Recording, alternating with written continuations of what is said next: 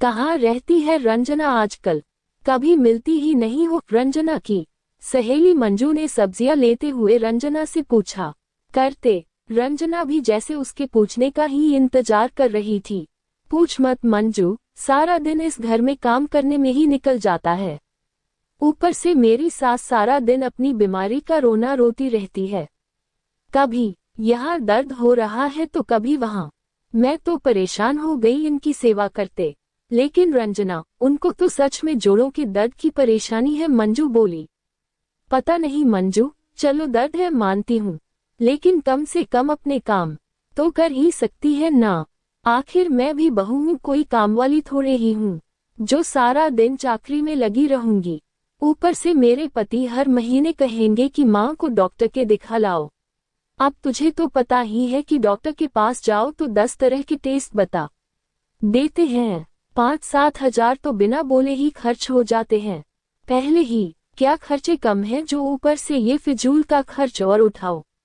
अब तो जब भी वो कोई काम बोलती है तो मैं अक्सर कोई ना कोई बहाना बना देती हूँ। रंजना अपनी चालाकी पर खुश होते हुए बोली। अच्छा रंजना, अब तुम्हारी मम्मी की तबीयत कैसी है?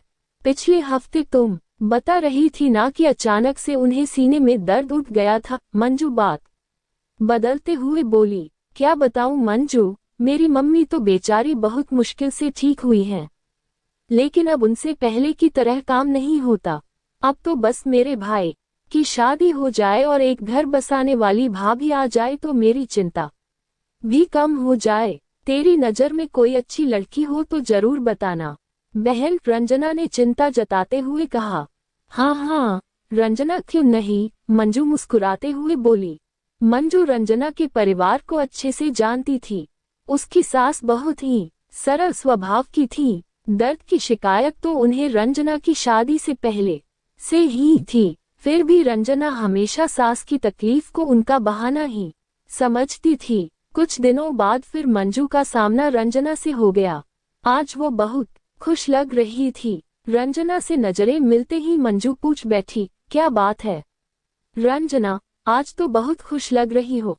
हाँ मंजू, सच में खुशी की ही बात है। मेरे भाई का रिश्ता तय हो गया है। अगले महीने ही शादी है। अब तो मायके और माँ की तरफ से मैं निश्चिंत हो जाऊंगी। अब जाकर मम्मी को कुछ आराम मिलेगा। खुश होते हुए रंजना बोली। वो तो है रंजना, लेकिन अपनी मम्मी से कह देना कि बहू पर बोझ ना बने। इंसान को अपना काम खुद ही करने की आदत होनी चाहिए। आजकल कोई किसी की जिम्मेदारी नहीं लेना चाहता। ये तुम क्या बोल रही हो मंजू? आखिर भाभी क्यों ला रहे हैं? हमने तो पहले ही कह दिया है लड़की से कि मम्मी की पूरी सेवा करनी होगी। आखिर अब जाकर मम्मी को भी तो बहू का कुछ सुख मिलना चाहिए। रंजना ने मंजू की बात काटते हुए कहा। लेकिन रंजना, बहुओं को तो सास की बीमारी सिर्फ काम से बचने का बहाना लगती है। जब हम ऐसा सोच सकते हैं तो अपनी भाभी से ये उम्मीद क्यों लगाते हैं कि वो हमारे माता पिता की हर तकलीफ को समझेगी? आखिर वो भी तो इसी समाज का हिस्सा है ना। मंजू की बात सुनकर रंजना की नजरें नीचे झुक गईं। वो कुछ बोल नहीं पा रही थी। मंजू फिर बोली, बहन, यदि हम अपने भाई भाभी से उम्मीद रखते हैं कि वो हमारे माता पिता की सेवा करे तो फिर अपने पति को क्यों उनके माता पिता से दूर करने की कोशिश करते हैं? रंजना, ये दुनिया की रीत है कि हर औरत कभी बेटी तो कभी बहू की भूमिका निभाती है। जिन रिश्तों से हमें वफादारी की उम्मीद होती है वहां हम क्यों किसी की उम्मीद पर खरा नहीं उतरना चाहते? मंजू तो सामान लेकर अपने घर की ओर चल पड़ी। लेकर रंजना के कदम आज बहुत धीमे चल रहे थे। आज उसके सामने मंजू ने आईना रख दिया था जिसमें उसे अपना स्वार्थी चेहरा साफ नजर आ रहा था। दोस्तों, अक्सर लड़कियां भूल जाती हैं कि यदि वो अपनी सास के साथ अच्छा व्यवहार नहीं कर रही तो कल को यदि उसकी भाभी ने भी उसकी मां के साथ बुरा व्यवहार किया तो उनके दिल पर क्या बीतेगी।